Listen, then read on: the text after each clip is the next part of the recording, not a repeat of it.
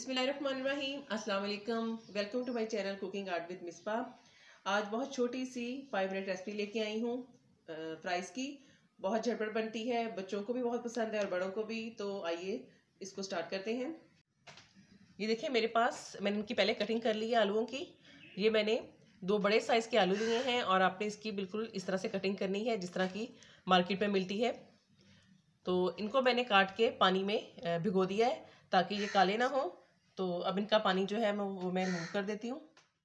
ये देखिए मैंने इन सबको पहले अच्छी तरह से सुखा लिया है पानी को, और अब मैं किचन टॉवल या टिश्यू पेपर के ऊपर रख के इस तरह फिर मैं इसको टैप करूँगी ताकि ये जो थोड़ी बहुत भी इसके अंदर जो नमी है वो भी ख़त्म हो जाए।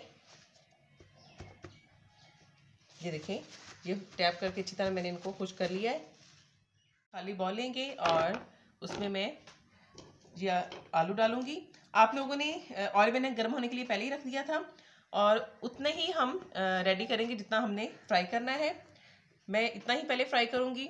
तो अब मेरे पास ये है सिंपल सॉल्ट है, ये इसके ऊपर ऐसे स्प्रिंकल कर देंगे। और ये काली मिर्च है, ये इसके ऊपर कर देंगे।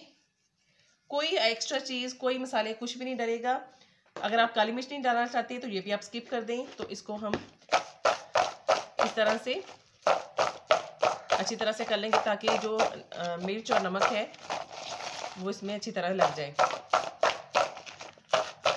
चलें, ये करने के बाद आपने फौरी इसको फ्राई करना है, रखना नहीं ताकि कहीं इसका पानी ना छोड़ दे। तो आपने इसको फ़ौरन फ्राई करना है। अब हम इसमें डालते हैं आराम से।